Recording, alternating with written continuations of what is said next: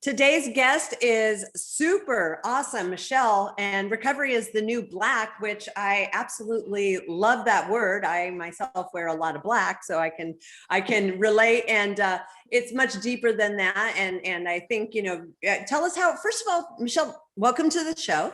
Thank you.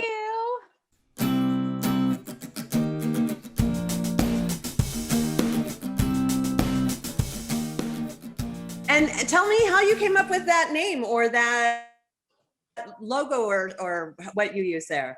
Yes, I have 20 years of experience working for the Department of Corrections. That's how I was trained as a clinician after college. And, with the Orange is the New Black series, of me being able to watch and say, yeah, it's not really what happens in prison and, all the things.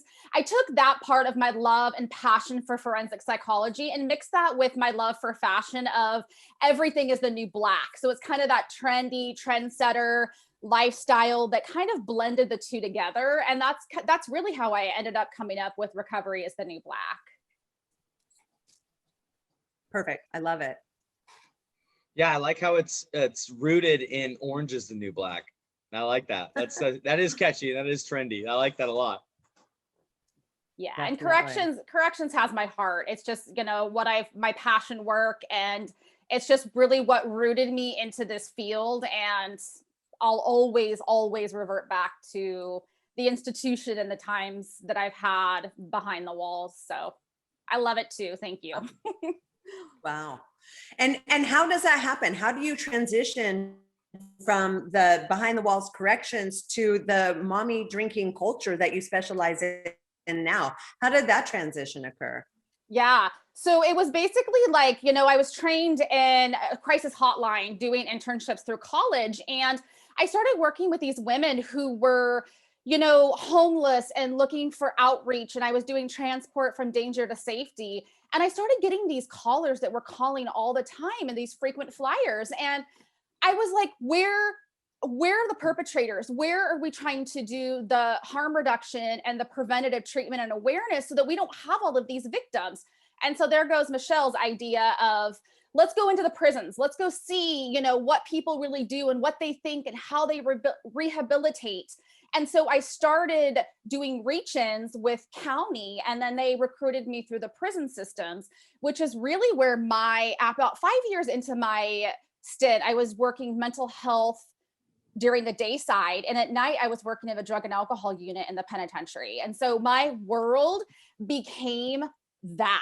And so, it's really a small piece of the world within the Department of Corrections. But like when it becomes your whole world of working 14, 16 hours in an institution, while, life happens, you have children, I became prey to taking the weekend off or happy hour with those moms to find ways of connection. And a professional that was burning out in the field was reaching for that external solution to an internal problem. And I was teaching relapse prevention to all of the inmates throughout the day. And as I was going on with my evening, I was sipping these bottomless mimosas more frequently than I had ever in my entire life. And as we know, with addiction, it's a slippery slope.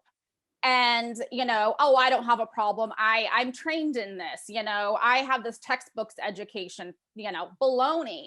And especially when you're functional and you're going to work every day and you're holding up all your responsibilities and you're doing everything you need to do, it definitely builds in a lot of justifiers of why what you're doing is okay. Absolutely. Absolutely. And I felt like a fraud, and I started to notice that my drinking was becoming problematic. And I had too much, ego and too much pride to allow myself to say, hey, I have a problem. Let's take a look at this. I can figure this out on my own. And as we know, we need that support and accountability and that community to be able to get through the hard part and live a healthy, fulfilling life. And so that was where my drinking really became problematic. And I really reached out to that mommy wine culture for support. Yeah, so absolutely. Let's talk about that for our listeners that don't know. I know Dallas didn't know what that was. So what is a mommy wine culture? It was really like brought on by like the mom bloggers of, this Pinterest house feed, your kids have matching outfits at Christmas. And it was just, life's really hard and alcohol helps. And in this generation, a lot of women are expected to step up and do it all with a smile on their face. They don't get to pick if they work or stay home. I did it all. And I was expected to do it all without complaints. And so, I think now women are realizing that they can't do it all, but they don't do anything about it. So we go and we have these outings and these get-togethers, and we complain about our partners and we complain about how hard motherhood is, but we do it over a drink. And it like becomes this tribe where if you don't drink, you're judging and you're shaming us. And it's really innocent until it's not. And, like I'll always say, it's glitz and glamour and it looks like a scene at a Sex in the City until you can't stop drinking. And that's where I was reaching for that external solution to that internal problem. And hanging out with them enough because I was longing for connection. Hanging out with them, I became susceptible. When my world was falling apart, I didn't process that like I knew I needed to. I reached for my friends who were very quick to bring me alcohol. Right. So then it's become like a social thing and a coping mechanism just to survive all that. Absolutely. Absolutely. Wow. And it's really common. I don't think people realize how common it is. Yeah. It is. It's like you can't even go to a 2-year-old birthday party without balloons as a staple, cupcakes, and a couple bottles of wine. In our culture, it's just what we do. Yeah, no, I agree wholeheartedly. I mean, I don't think I've had as much attention on like the specifics of this culture, but what I do realize and recognize is the culture in general of just, to me, it seems like everyone, starting in high school to college to just living life in America, at least from my experience or understanding, is like the reward of living life is that you get to drink, like there's like drinking and drugs is the reward to just going through the motions of life, and it's kind of backwards where it's like, it's what I've noticed is, since I don't drink, obviously, I don't think any of us do here, which is awesome. So congrats to us. But to not drink, you have to almost justify why you don't. Whereas it should be, you should have to justify why you do. It is very backwards to me, but that's just my experience. Well, what I think what it does is it makes people uncomfortable. It kind of like shines the light back on them, and they don't want that. They're there to not think about that and have a good time. So they don't want you around sort of reminding them that maybe they're doing something a little too often or a little too much in excess than they should be. And so then you sort of become the outcast or the pariah because they don't want you to ruin their buzz, man. Exactly. And I think that there's just a lot of ignorance and lack of education into the idea that everybody who chooses to be a non-drinker is automatically labeled as an alcoholic. And I think that there's a huge misconception because the stigma that comes along with that. Do I look like a homeless person with no shoes and a brown paper bag underneath the bridge? No. And it goes to show that this doesn't discriminate, this disease, and that no one, anybody can get this at any time, and no one is immune to this disease. So I think that education is so important because there's this gray area, right, of normie to alcoholism, of the spectrum, and we can stop anytime we want to. We don't have to wait until it's so destructive that everybody has written us off. Of course, that's a great point too. I think what comes up for me is working in treatment for so long, what I see is when, like, so I see the parents that are there for their kids, but then once their kids go to college or once the kids are gone, they spend all this time like, we drink on the weekend. The reward is the weekend and drinking and relaxing. But then once you lose all your habits or your structure or your job and you retire, all you've done between working is drinking and relaxing. So then once the working goes away, or once the parenting goes away, or the kids go away, you've just spent 40 years only drinking and relaxing on the weekend. And now you have all the time in the world to drink and relax. And then it, like you said, it becomes problematic, and you can't stop because you've spent 40 years since high school drinking on the weekends. But now your whole life is a weekend, so you just drink and then you're alcoholic, and now we got big problems. Absolutely. Yeah. So, Michelle, at what point did you realize or think that maybe you needed help or you had a problem? Was there some event that occurred, or you just finally dealt with things? What was the turning point for you? It's a great question. You know, I really was waiting for that rock bottom. And, you know, I found out that rock bottom had a basement over and over and over again. It wasn't the first hospitalization for fatal alcohol poisoning. It wasn't the second. It wasn't the third. It wasn't the Wow. fourth. Went to inpatient treatment after that. CPS, Child Protective Services, got involved. And all of those external consequences scared me. You know, I had turned into a person that I never wanted to become or never wanted to be like my father. And you know, all of those things helped slow me down. But it was me getting out of treatment and relapsing after 30 days because it was Independence Day and I didn't have a plan and my house wasn't declared zero proof. And I had a moment of weakness and vulnerability. And after that, you know, 4-month bender, after that, I woke up and I was done. I was done showing up as this version of myself that was completely inauthentic at this point. I had destroyed relationships. I had destroyed my jobs, my family, everything that I loved. And you know, it's just one of those things that until I was ready and I saw that there's only one thing that I can't do in this world, and that is I can't drink. And that leaves endless possibilities of things that I can do.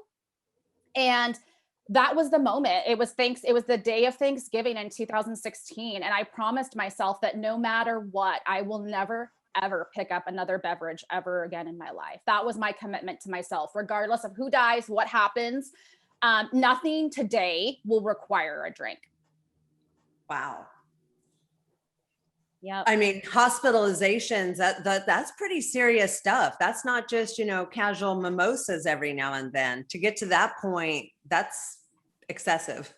It is very excessive. And my drinking didn't look like that at the beginning, you know, and it was very innocent, very well controlled until it wasn't. And this is just, again, to go and show that people don't think they can get that bad. When I walked into the rooms, I never thought I could be that bad either. But if you keep drinking for reasons that the solution will never be at the bottom of that bottle, you will become everything that you couldn't have imagined that you would become. And that's what I was.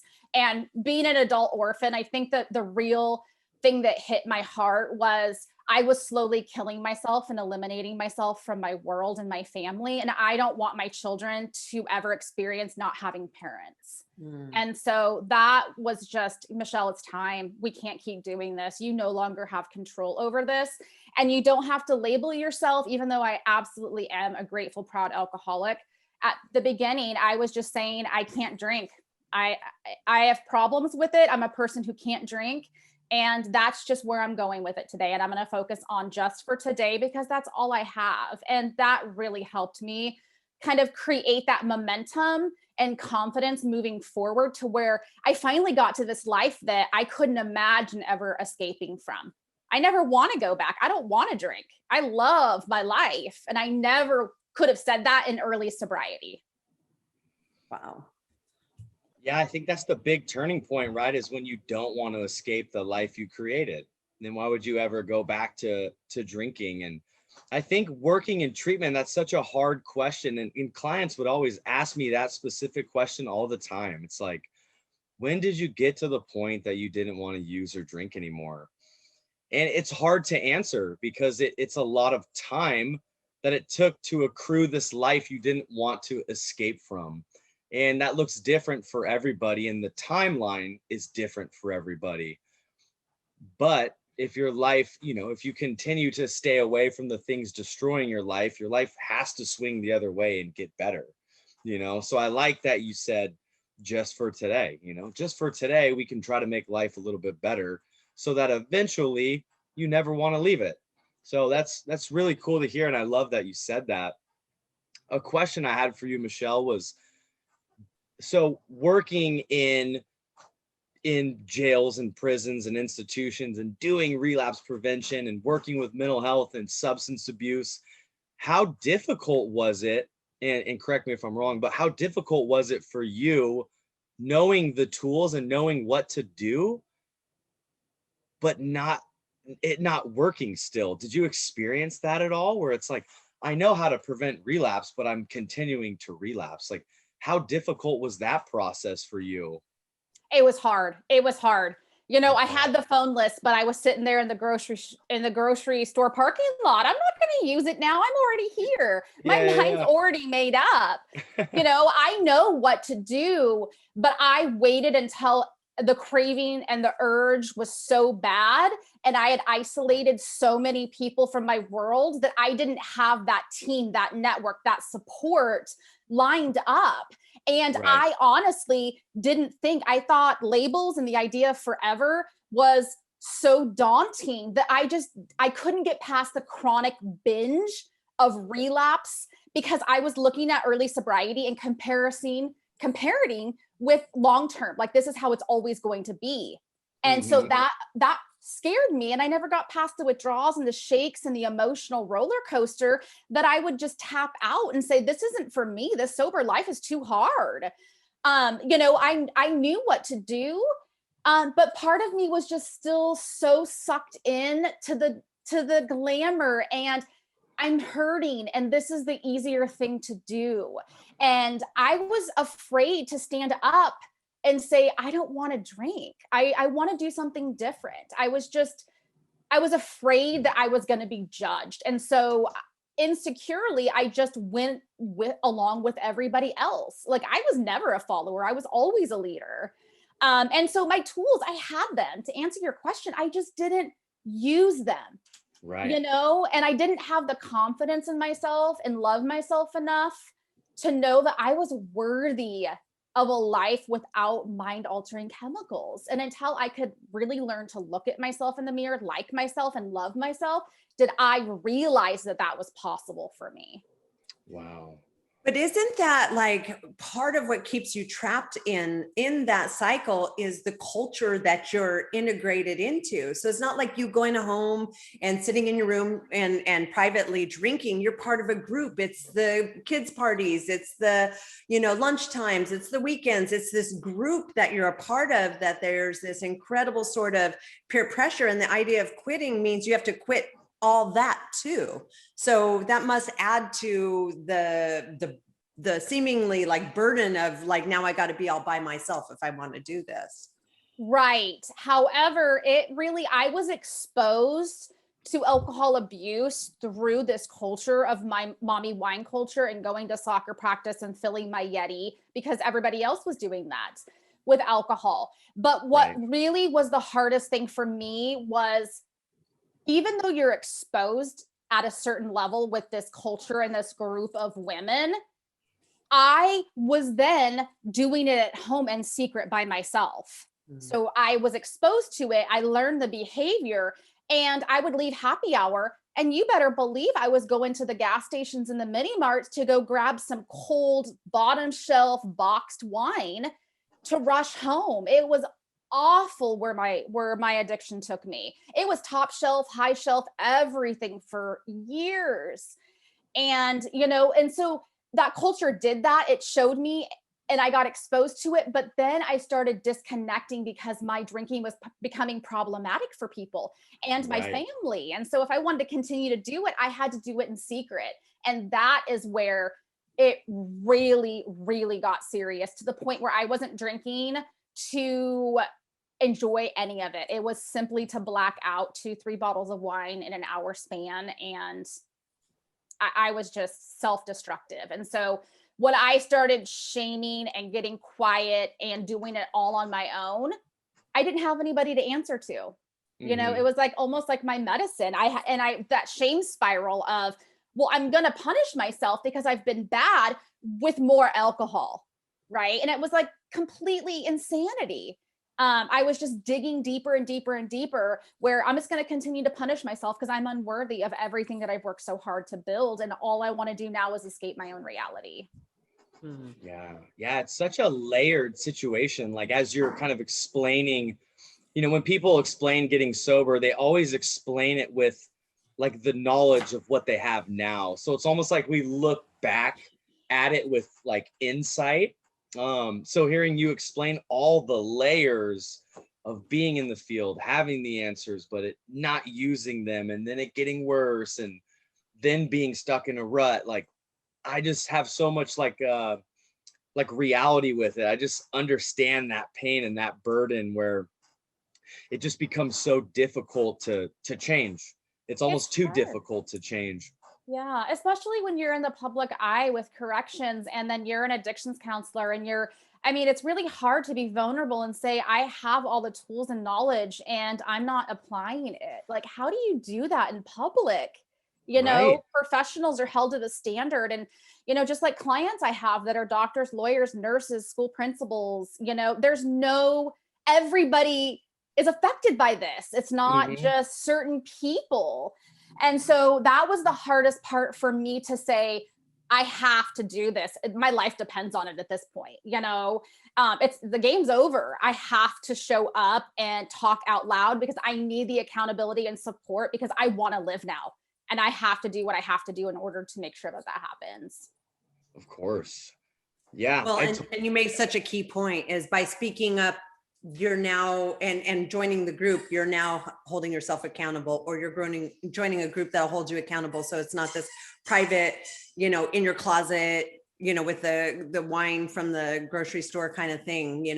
That's where true change starts, when you start telling people about it so that they have eyes on you and can hold you accountable.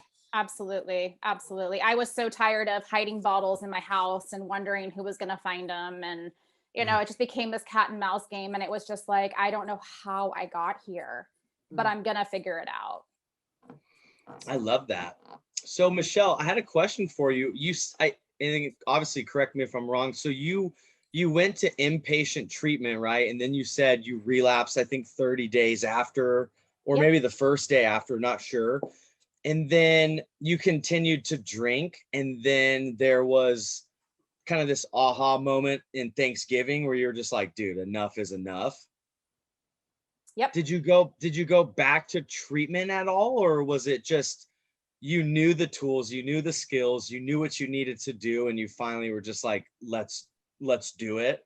That was it. I created a holistic recovery program of what I knew I needed to do to hold myself accountable.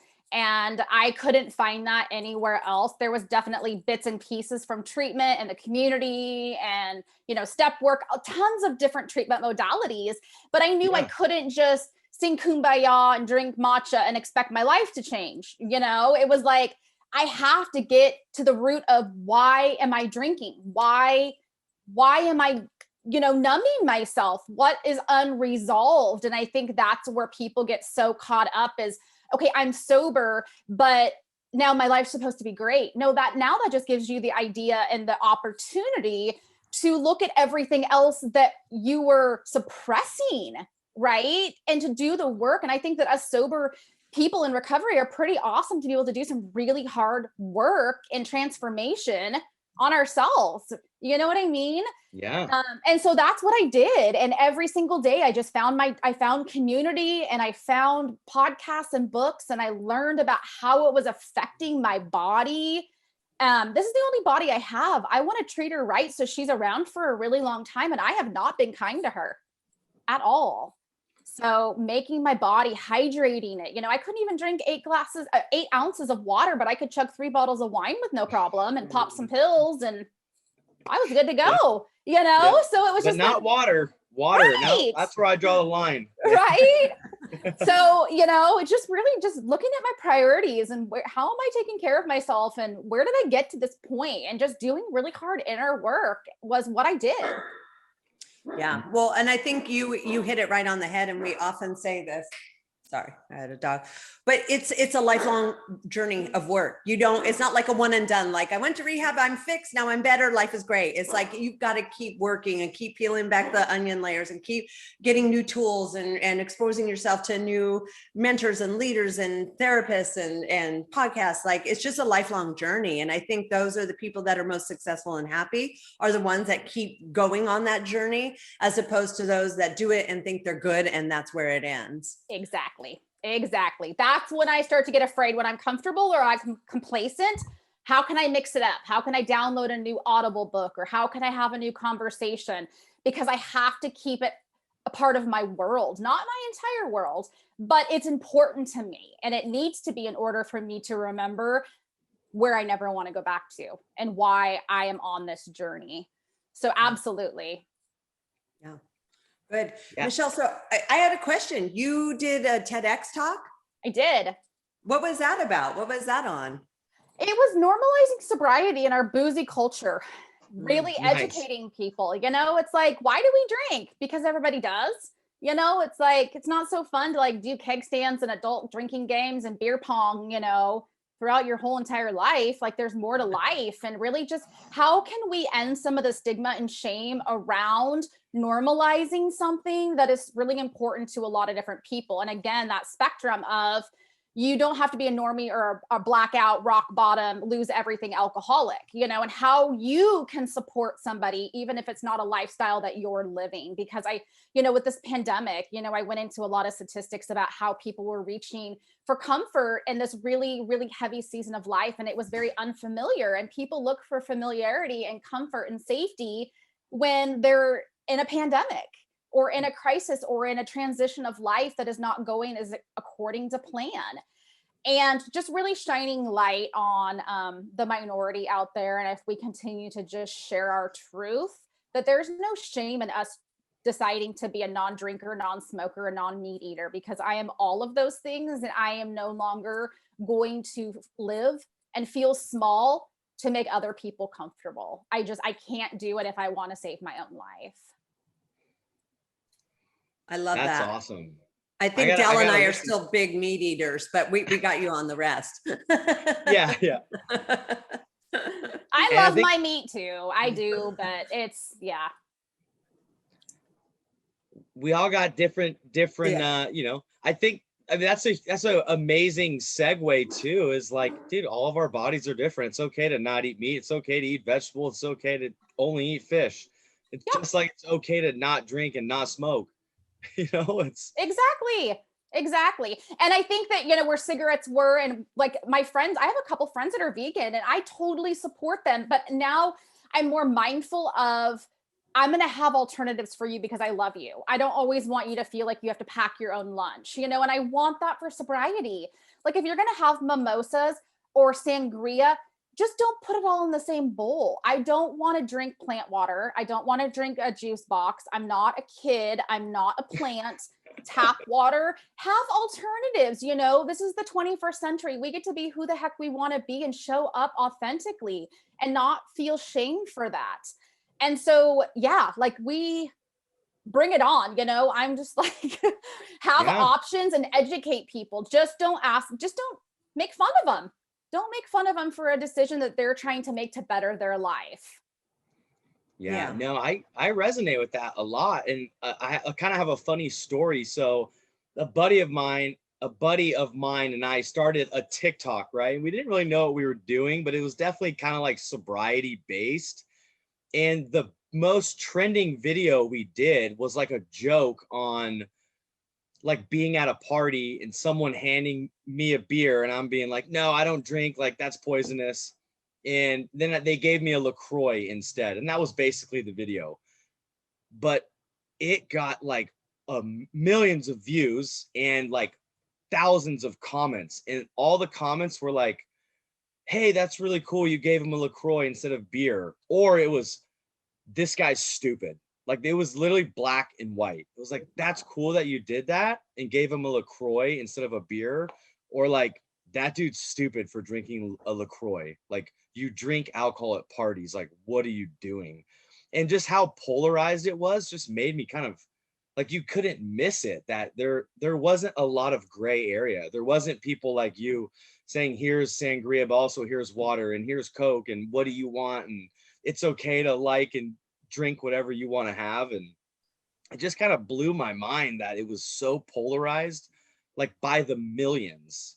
It Yep. was black and white. And I just kind of thought it was a funny story to relate to that. It is. It's so baffling of that it has to be, it can't be the dialectic, like this or that, right or wrong, black or white. And it's like, I feel like just changing the words and reframing, no, thank you, I don't drink.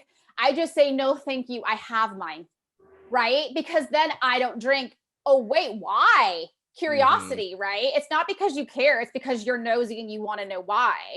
Right. And then some people really do want to know, and I'm absolutely more than happy to tell them that my life's better without it, or I just don't feel good when I drink it.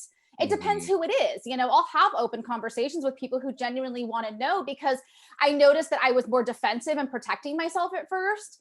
And I realized, and I realized that that was shutting off people who genuinely were like, I'm watching you and I want what you have.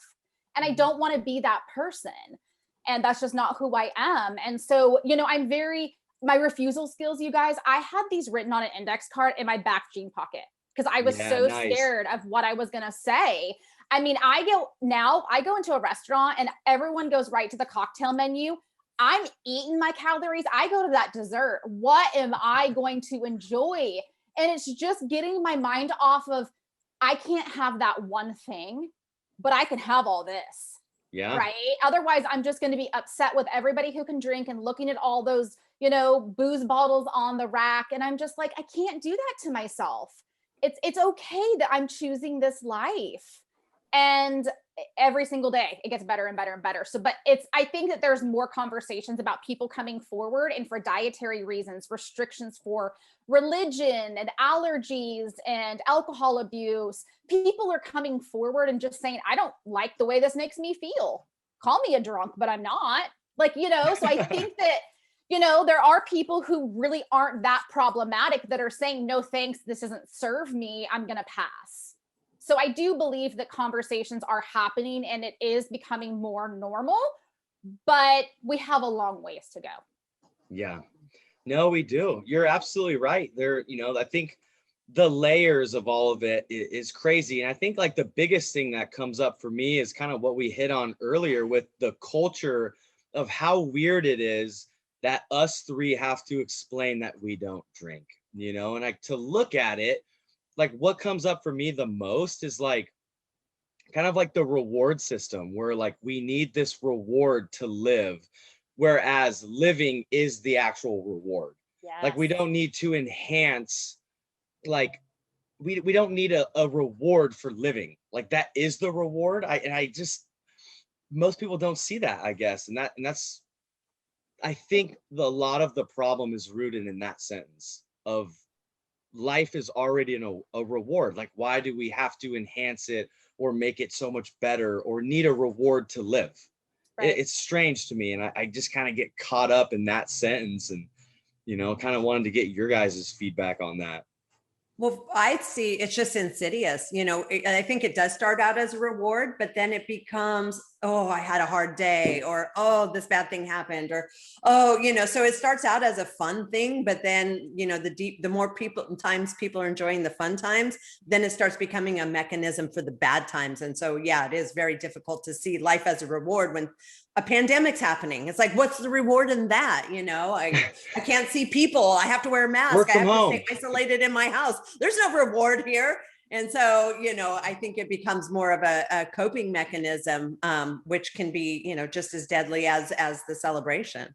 Mm-hmm. It's like escaping your own reality. I can't control it, so I'm going to squeeze those lemons in my eyes and, you know, make the situation worse. It's like distress tolerance. You know, it's like, I don't know what's happening in the pandemic, but I'm going to escape it and like put myself in like, you know, a time capsule and teleport. Let me know when it's over. You know, that's why sales went up so much. And you know, this drinking is like, it starts out as fun and games and a habit and a reward. And sure, it helps you relax for 10 minutes, but you're chasing that exact anxiety and that exact buzz and to relax over and over the whole night. You'll never get that same buzz. It's impossible. And so I think people are just constantly have this idea that, oh, it helps me sleep and it helps me, challenge my anxiety and decrease it. So I did that in early sobriety. I tested that. Michelle, if you believe that this does help you sleep and helps you ease your anxiety, because people drink because it provides a benefit, right? For It sure. feels good too. And so I tested it. No, Michelle, you don't sleep any better. You don't get into a REM sleep. You've wet the bed. You're barfing all over your tile in your bathroom. This, what you believe to be true is not true. You are more anxious when you wake up than you were when you started. And Yeah. those challenging your beliefs and where those came from, and Catholics drink, and that's what I did in mass. And it brings Yeah. you back to these places of childhood and invalidating environments and trauma. And that's the beauty of the work that you guys can do, that, it's just like, let's get you into a safe place where a lot of the external triggers are away. We're going to give you time and space to be present, get knowledge, sober time, all the goodness without the distraction of life. And life too, like you said, people want to escape it. It's like, I want to live a life that I don't want to escape. So if you're drinking because you're so miserable at your job, Michelle finally realized she had to let go of that job, but she's going to die, right? Yeah. If you're not in a relationship that's healthy, you need to look at that. Like, this life, we only get one. And if we do it right, that's all we freaking need. But if we're not happy with our life and that's not enough fulfillment, like you said, we need to really look at that. Yeah. You Well said. nailed it. That's a big part of what we do in the program, is identifying toxic people, places, things that will lead to, if you stay connected or in it or don't handle it, it's just going to lead you right back to where you're going. So that's a huge part of successful recovery, is identifying the toxicity that you're attached to and having the wherewithal and strength to detach from it.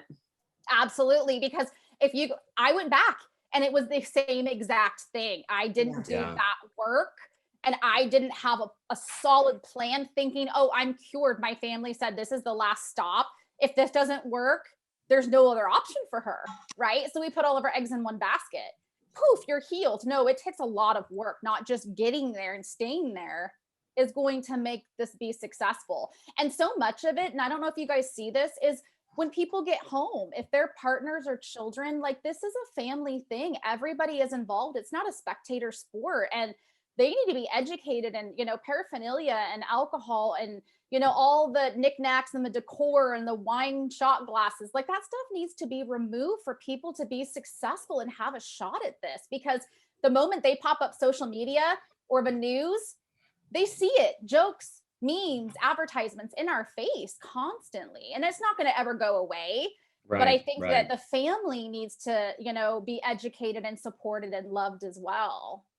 Yeah, Oh, we yeah. definitely have a checklist that we go over with the families about all the things, because you're right. And we learned this the hard way, because, we just assumed that families would know, of course you remove the alcohol before they come home. But, and I think a lot of what we have to clear up with people too is like, oh, but they're fixed now, right? So it's Right. like, okay, I can still have my wine while they're there and it's no big deal. Or they're fixed, so they can just have a glass of wine with our dinner. That's what we've always done as a family. So that's fine, right?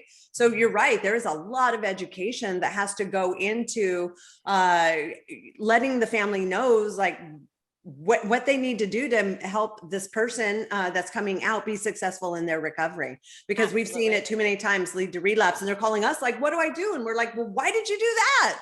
And so now we know, it's better to give too much information and really, set them up for success than just, hoping the addict gives them all the information, or alcoholic gives them all the information when they get home. Absolutely. Yep. Yeah. And I think it's one thing that we've done that's successful is like letting the client know the importance of all of that, so they can tell their family. Because I think it kind of goes off the idea that you're in treatment, you're changing, no one else is. So it kind of becomes their responsibility to understand.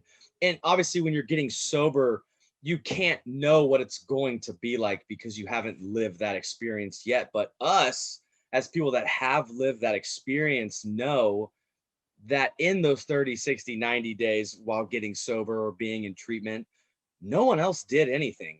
They kept doing exactly what they were doing. They don't have the problem. They didn't change, but you did. And it's your responsibility to create an environment when you get home where you can still be successful. And so I think that's an important point to mention, is how, like, that's kind of what our goal is to share the pitfalls of moving forward in sobriety and trying to prepare the next person for the journey they're going to embark on. Absolutely.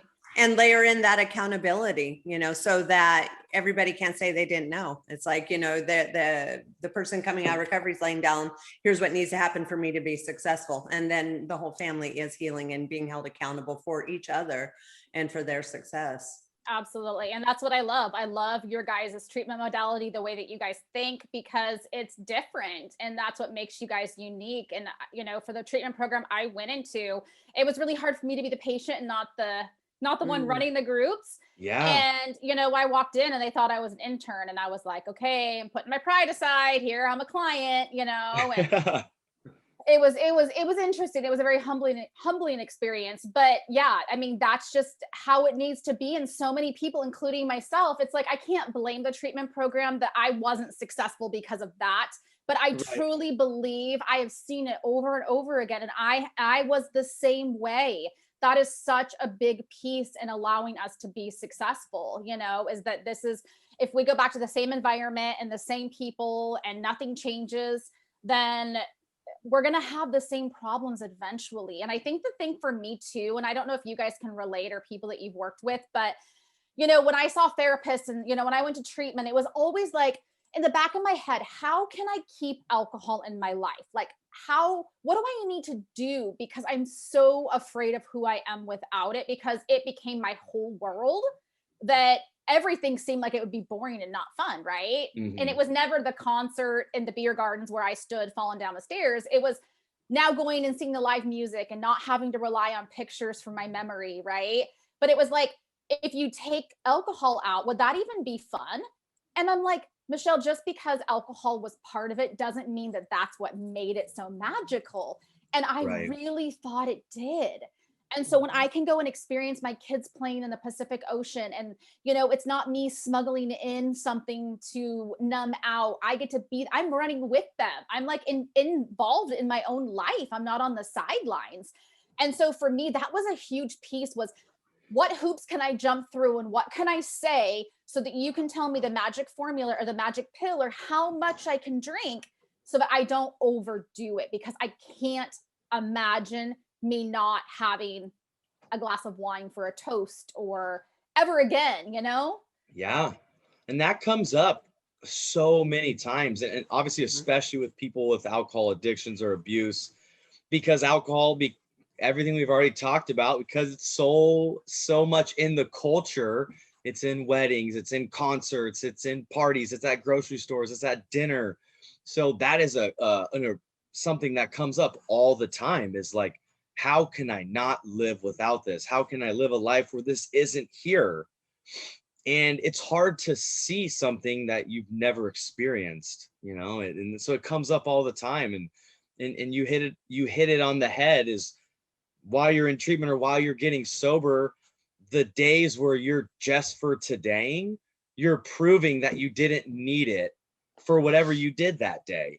And after 30, 60, 90 days, you have all this data. You have 90 days of living without alcohol. And I'm sure you could pick out that 50 of those days were awesome. You're like, wow, I played volleyball today and like I smiled and that was great. And I worked out today and I didn't need to drink with that. And, I cried on the phone with my mom and it actually felt good to cry and I didn't need to drink. And, so I love watching people experience that happen. It's the best. It's the best feeling. Best. And if you just like in also early sobriety, like I started asking myself different questions. I said, Michelle, what is this going to cost you if you don't stop drinking? Right? What value is alcohol bringing? How is it adding value to your life? Is it taking more than it's giving you, Michelle? Like, let's ask the right question versus, am I an alcoholic? Does that mean I have to go to AA? Does that mean all these things fill in the blank? No. I want to test drive sobriety.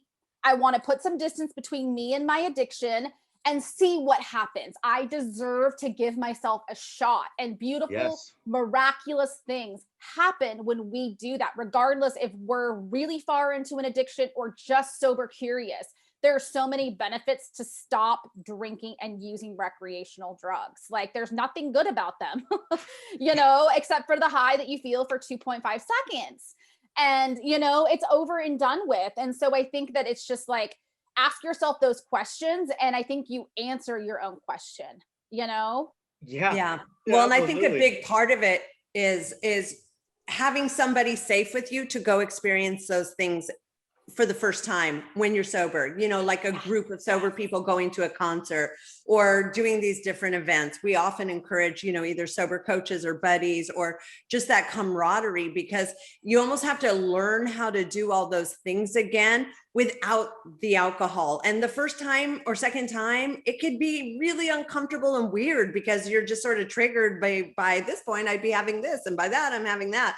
But the more you do it, like with everything, the easier it gets, the more fun it gets, the more you enjoy it. And you realize there is a lot of fun. And man, it's pretty great because I actually remembered the entire show. Like you said, I remember the finale, like it was awesome. Whereas before you might've been tapped out and blacked out by the time that point came. Oh, absolutely. 100%.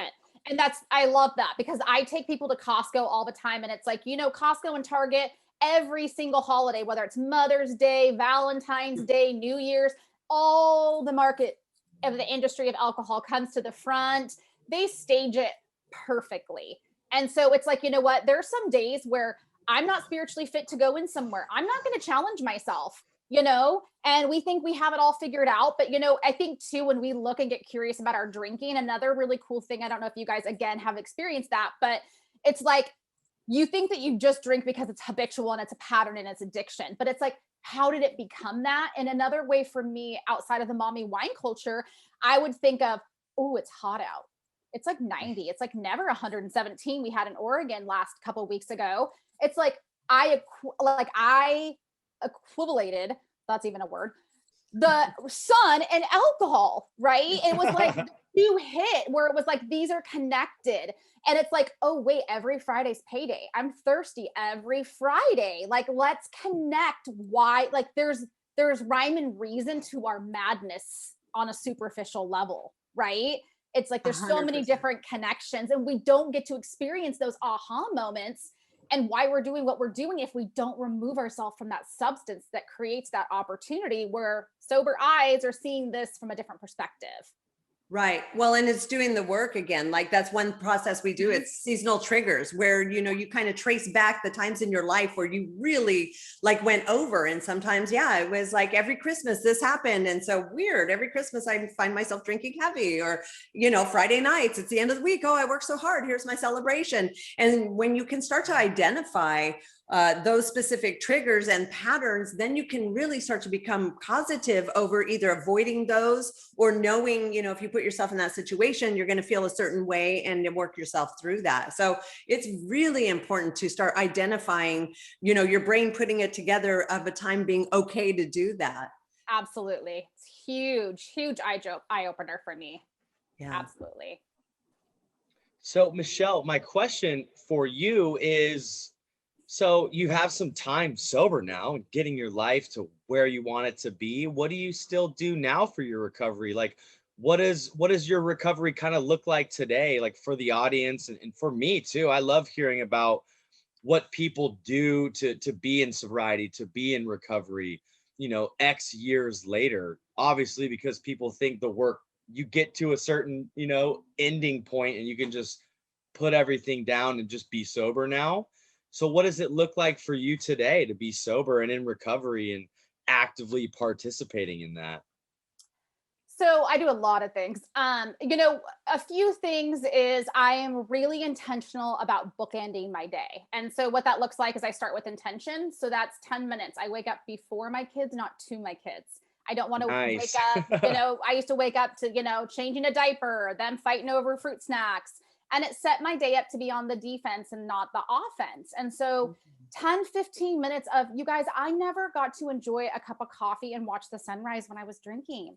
I was True. hungover. I was sick. My husband wouldn't talk to me.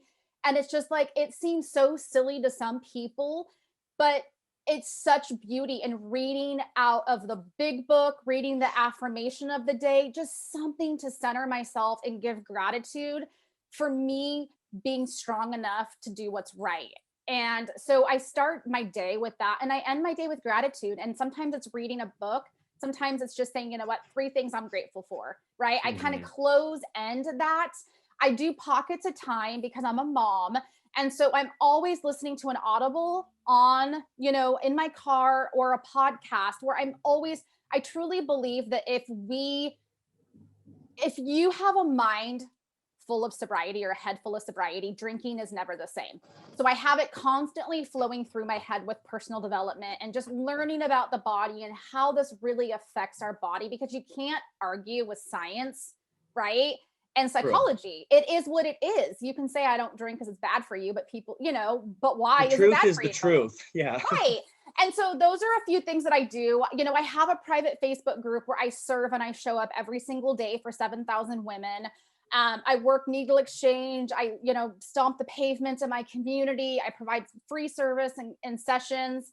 I have a therapist. I'm on medication that helps support my mood, you know, and there's so many things that I do, but I serve, I give back, I talk about it. I keep it a part of my life, and I'm proud to be where I am. And there's no more darkness and shame, that I just get so lit up by inspiring people and providing hope and support. And a lot of times it's like I speak up until others are ready to talk or to find their voice, because I know what it was like to be silent.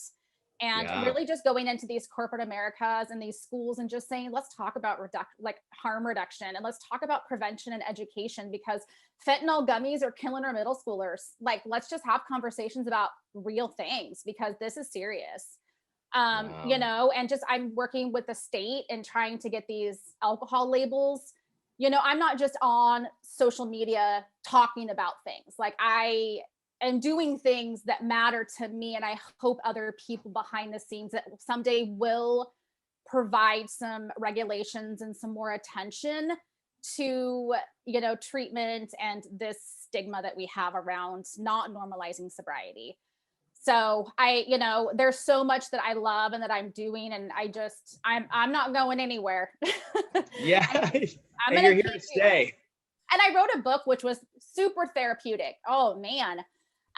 You know, journaling. I never thought it. I thought I just had to do it because that's what sober people do. Yeah. But oh man, such therapy, so many tears, and just beautiful grief and healing that happened from this book. And I think good things are going to happen with it this year. So I'm really excited to see where it gets. And I just really wanted to get into the treatment programs and the jails and the people who really need to hear that there is hope and that redemption can happen, regardless of who you are and how far down you are. Wow. Man, you are killing it, lady. Like, I'm listening to everything you're doing. I'm like, God, I should be doing more. My God, are you listening to this? Like, there's more I need to be doing. You're amazing. Thank you. So the book, is it out yet, or is it in the process of being published? What's it called? Recovery is the New Black. And I should have known that. unless a traditional publisher changes the name and that whole thing. But so it's in the hands of some people right now that are reading it and making decisions. So I hope that there'll be some movement. The pandemic clearly slowed everything down. Right. So being really super patient and just putting it out into the universe, and whatever's meant to see, you know, happen and is going to happen. I've done my part. That's true. You already wrote it. Yeah. Yeah. The healing's been done, and whoever opportunity it is and whoever hands it gets into, it'll get into the right ones. So I'm super excited to see where that goes. Yeah, of course. I would love to read it. I'd love to hear about it. And I'd love to support the book in any way I can. That sounds awesome. I appreciate that. Thank you. Yeah, of course. And I appreciate you sharing, you know, everything you do in your own recovery. I think you gave a lot of examples of what other people could do, not just because you do it and you're great, but because there's just so many avenues to take and that it never stops. So I appreciate you sharing that. Absolutely. Yeah. And so for a wrap up, do you want to tell our listeners what else you're doing now as far as profession, what you're working on, where they can find you, that sort of thing? Yeah, my website's Recovery is the New Black, and I have that private women only Facebook group, Hmm. Recovery is the New Black, and then on Instagram, Recovery is the New Black _. And I am also a host over at Sober Mom Squad. So during the pandemic, 5 of us women in the West Coast, all moms, were really struggling. And so we decided to start a free membership of talking about sobriety, motherhood, the pandemic, mental health, maternal mental health, and thousands and thousands of women signed on. Bonus Wow. moms, dogs moms, bereaved moms, stepmoms, all the Yeah. moms, right? Bring them on. I'll make you somehow. I can find a way to make you a mom if you need support. Yeah, Even Dallas? yeah. Could you make Dallas a mom? I would love to see that. Hey, you know, We can figure it out. we can talk. Yeah, And yeah. and it's turned into, we have still the free group on Wednesdays at 1:00 Pacific Standard Time, 3:00 Eastern. And we always have that open. And then we've extended it to a membership where we have 25 meetings a week. We have group experts, webinars, coaching, tons of different things. But it's so awesome to see a platform of women coming together to talk about how hard this really is.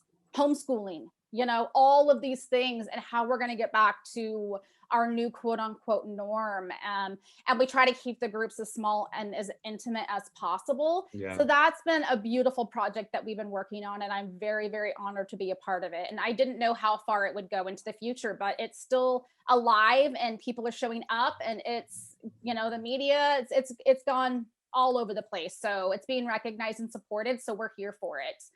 And then, yeah, I'm an addictions counselor. And so I do a lot of one-on-one services and really trying to help the inpatient treatment programs really help these women coming out of navigating and getting their families set up. I'm really super passionate about that right now. And I did buy 7 acres, which took me blood, sweat, and tears. And I have no idea, but someday I'm going to build a treatment program for women and their kids. Nice. Great Because idea. that's something that I didn't have, and I didn't realize, how am I going to go to treatment and not take my babies? Yeah. And I realized that I'm not going to have my babies if I don't go, and I never have to miss another Mother's Day, birthday, anniversary, my child's birthday ever again if I go and take care of myself. And so I know that's a huge barrier for a lot of people, and I'm really trying to look at ways that I can eliminate barriers for people to be successful. And I know that that's one way that's really needed right now. So someday, some way, it's going to happen, but I have to put that out into the universe so that I don't just sit on it and it becomes my secret and I just look at it for the rest of my life. I think it's amazing. And I've seen it be done way back in the day when I first started doing this. Our executive director allowed a couple moms to come in with their toddlers, and we set them up in a house across the street, and we had somebody sort of set with the kids throughout the day, and it was super successful, and they were really grateful to continue to be part of their kids' life. And so I've seen it done. I know how great it could be. And I think that would be absolutely amazing for you to be able to do. And of course, are here for you to help support you or guide you in that process, or whatever that looks like for you as well. Because I think that would be killer to have a compound of all moms and kids, and really heal everybody at the same time. Yeah. Thank you guys. It means Yeah. a lot. We got lots of work to do, but there's so many incredible people like you guys and your programs. And it's just like, we just got to keep talking about it. Just keep, just spreading the awareness and the hope that this can happen. It happens to all of us. And it is a really beautiful thing. It's hard, but it's worth it. Yeah. Absolutely worth it. I would have given up on myself so many times. I shouldn't be alive over and over again. And I'm still here, So, Well, I think you're a shining example that the more you put into it, the more you get out of it. yeah, Like anything, you can half-ass it and be like, okay, or you can like go all in, and you're going to reap massive rewards from doing that. yeah, absolutely. Awesome. Well, thank you very much, Michelle, for coming on our show. We're really excited to put this on air and hopefully reach more people that can look to you for more help. We really appreciate you sending people to us so that, when they need an inpatient place, we're here for you and for all your people as well. Absolutely.